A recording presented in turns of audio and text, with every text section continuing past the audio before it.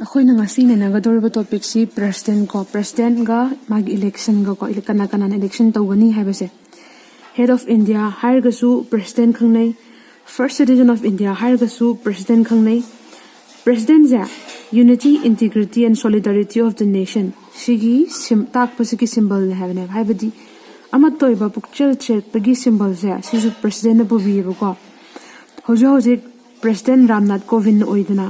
ꯑꯗꯨꯕꯨ ꯏꯍꯥꯟ ꯍꯥꯟꯕ ꯄ꯭ꯔꯦꯁꯤꯗꯦꯟꯠꯗꯤ ꯗꯥꯛꯇꯔ ꯔꯥꯖꯦꯟꯗ꯭ꯔ ꯄ꯭ꯔꯁꯥꯗ ꯅꯣꯏꯒꯤ ꯃꯥꯅ ꯄ꯭ꯔꯦꯁꯤꯗꯦꯟꯠ ꯑꯣꯏꯈꯤꯕꯁꯦ ꯑꯅꯤꯔꯛ ꯑꯣꯏꯈꯤꯀꯣ 2 times ꯇꯔꯝ ꯄꯥꯏꯈꯤ ꯐꯥꯔꯁꯠ ꯋꯨꯃꯦꯟ ꯄ꯭ꯔꯦꯁꯤꯗꯦꯟꯠ ꯅꯨꯄꯤ ꯄ꯭ꯔꯦꯁꯤꯗꯦꯟꯠ ꯑꯍꯥꯟꯕꯁꯤꯅ ꯄ꯭ꯔꯇꯤꯚꯥ ꯄꯇꯦꯜ ꯂꯩꯔꯦ ꯑꯗꯨꯒ ꯍꯧꯖꯤꯛ ꯏꯂꯦꯛꯁꯟꯗ ꯂꯥꯛꯁꯦꯕ ꯀꯅꯥꯅ ꯏꯂꯦꯛꯁꯟ ꯇꯧꯕ ꯌꯥꯏ ꯍꯥꯏꯕꯁꯦꯀꯣ ꯄ꯭ꯔꯦꯁꯤꯗꯦꯟꯠ ꯏꯂꯦꯛꯁꯟ ꯇꯧꯕꯁꯦ ꯑꯩꯈꯣꯏꯅ ꯅꯪꯅ ꯍꯦꯛꯇ ꯆꯠꯂꯒ ꯚꯣꯠ ꯊꯥꯗꯔꯒ ꯗꯥꯏꯔꯦꯛ ꯏꯂꯦꯛ ꯇꯧꯕ ꯌꯥꯗꯦꯕꯀꯣ ꯃꯥꯁꯤ ꯏꯂꯦꯛ ꯇꯧꯅꯕꯒꯤꯗꯃꯛ ꯇꯣꯉꯥꯟꯅ ꯏꯂꯦꯛꯇꯣꯔꯦꯜ ꯀꯣꯂꯦꯖ ꯂꯩ ꯍꯥꯏꯕꯗꯤ ꯃꯦꯝꯕꯔ ꯈꯔꯅ ꯄꯨꯟꯁꯤꯜꯂꯀꯥꯟꯗ ꯁꯦꯝꯗꯧꯔꯤꯅꯤ ꯏꯂꯦꯛꯇꯣꯔꯦꯜ ꯀꯣꯂꯦꯖ ꯍꯥꯏꯁꯦ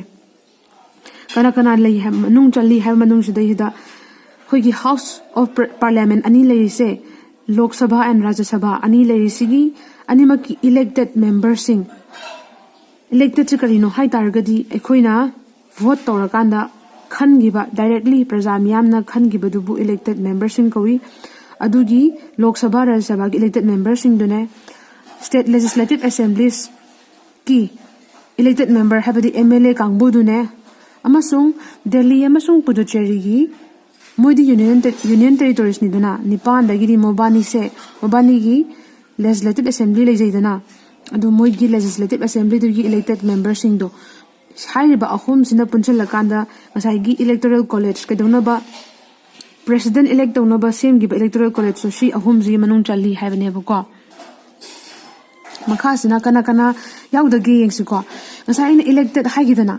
अदुबु नॉमिनेटेड हाइबदी नॉमिनेशन तौबा हारगदी मासे मतिक चाबगिदमक करिगुम हिरम मदा हेना थोइदोक हेंदोकना फबगिदमक खनबा यायबा वोट तौदबिदा मोइदी हाइरिबा प्रेसिडेंट खनबदा पार्टिसिपेट तौबा यादेबा पार्टिसिपेट तौबा यादे हाइबदी मोइजे प्रेसिडेंट खनबदा यावबा यादेबा को सुनतगी इलेक्टेड ओइगदौबनेबा मथंगसिना एगुम्बा असेंबली हुजुजुग मोइ पुल्लगा तिल्लगा लेबा असेंबली से काइगी तारगदी मोइसिंगसिना अमुक काइरिंगे मनुंगददी खनबा यादेबा को प्रेसिडेंट खनबा यारिजे हुजिक एमएलए समसुंग इलेक्टेड एमपी सिंगसिनानी हाबजे खंगबा मतुंगदा मोइ सिंगसिगी मरकता यूनिफॉर्मिटी स्केल अमा पुरकनाबगिदमक स्टेट मैम से इज पुरकनाबगिदमक फॉर्मूला खरा पीबा कमाइना मोइगी वैल्यू से खंगदा केनको वैल्यू ऑफ बोर्ड of an MLA of a state अमागी एमएलए गी मागी वोट सिगी वैल्यू से कयाम यामगे हाबजे वैल्यू ना मसिंगना पुथोक्तोरिनेबा कमाइना पुथोक येंगिसिको माइ फॉर्मूला से मतुंगिना मथक्ता टोटल पॉपुलेशन ऑफ स्टेट मखादना टोटल नंबर ऑफ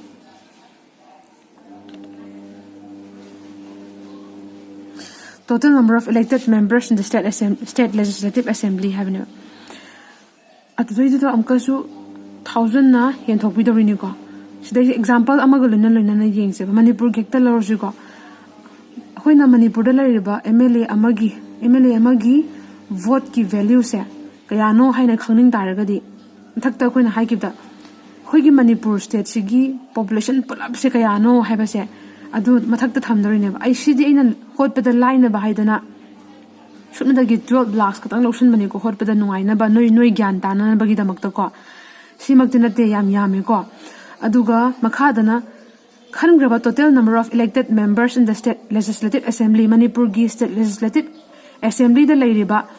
मेंबर मसिंग से 16 निदना सिना येंथोबा मतुंगदा इनटू 1 by 1000 जे लेबा मतमदा सी ककनाग्रगा ताहौर से 20 नेबको सी 20 से ते एमतना तेबा 20 से value of vote of an MLA in Manipur द लरिबा एमएलए अमगी मागी वोट की वैल्यू नेबा अदुबु मणिपुर द लरिबा एमएलए मसिंग 16 निना मणिपुर हारिबा स्टेट द लरिबा लोइनमक एमएलए लोइनमक से को total value of votes of an MLA लोइनमक से 20 into 60 लानेबा मरमदी ngасai एमएलए अमगी दि कुन हाइग्रबनिना एमएलए लोइनमकीदी अखोइना एमएलए 60 ले हाइगिमनिना ngасai amagisida 16 ने पुरिरगा सितारेबा हाइबदी सिते एमते नतेको मणिपुर पुंबगी एमएलए मयामसिगी माना भोट थादारगदी अदुगी एमएलए पुंबा को मणिपुर पुंबगी दुगी वैल्यू ने बसिजे Shine habadi na teko shida koi na shida population se kitang logi bagi shida kitang tabo wani. Horen si angka pada sijina raktu ne buka. Sumai dab dana koi na India. Sumai dab dana koi na India pulap ki lari ba 28 states ki sida lari ba MLAs kangbu. Aduga 2 union territories. Masa koi na Delhi and Puducherry katang hai dana maram di mabani katang sida Legislative Assembly lay bagi damakta Union Territory atay mayam dulo khatraga mabani da lay ba MLAs kangbu si pulap ki hot pe adune ba ngasai gi sidi Manipur katang gi hot ki ba utpa wani adu buta sing da sing holak targa di lay ba state mayam si gi MLA gi value gi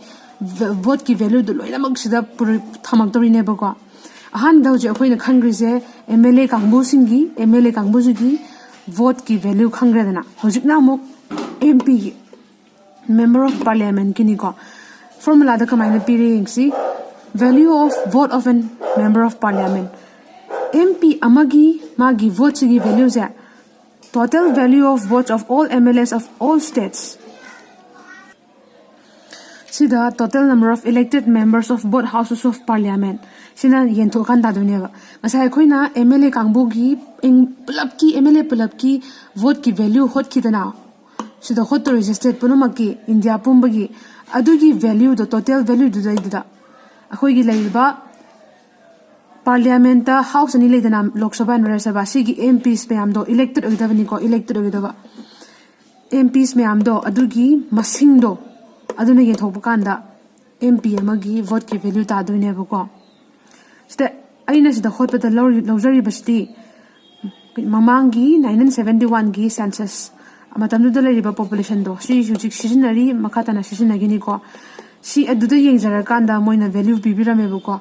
hoigi total value of votes of all MLAs of all state India da lari ba MLA punumakki total gi value je season na pira me ko sai koina kotrasu bibira me ko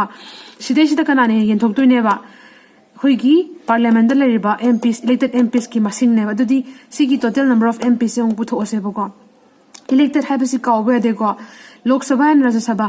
Ani sini ko mabani gi ahan da Lok Sabha da 543 le ko si elected masing ni ko nominated yaw de ko chamana na Rajya Sabha gi su 233 ani je punjin bakana 776 si tare ko si sina total number of MPs in parliament da lariba MP masing ni dana adu de hojik value of an MP ama khaki value putho ase ba ko du tar ga di yengsi ko masai khoi na si masing se kya na thak ta kana lai duiba MLA pulap ki value do haib do shida pire dana shida masing do shida kushun bire ko makha dana number of MP masing do shida sine khangre khoi na hobjek aduna shida de yen bire dana yen bire abani na khoi na hola matung da kya tai hai matam dana si approximately si tare ba ko shida 708 se tare yengsi makha aduna total value of vote of all MPs sai puthok ki basna MP ama khatang gin dina handamuna MP laiba MP punamaki puthok se buko MP punamaki di ta ama sida ta griba ama sida ngasai akhoi na MP masing kya ne haigia 776 puri bakanda pulap sisina sigi value sina laiba MP elected MP punamaki habani ko adugi vote to give value ne buko sida laisna aduna hauji ngo akhoi na khangre sina ngasai gi sisina MLA kangbugi value ni vote ta aduga sina MP kangbugi ni adubu akhoina di president khan matam da di mabani makne ba khandoi je MLA su khandoi ni MP na su khandoi ni ko aduna mabani mak ki value je punjin da biadre ko total votes to be casted for the presidential election tawna na bagi damakta total value of votes khada dori ba je value ani je punjin bane ba sina MP kangbugi duni sina MLA kangbugi duni punjin la kanda akoina si ta bane ba ko adu hojik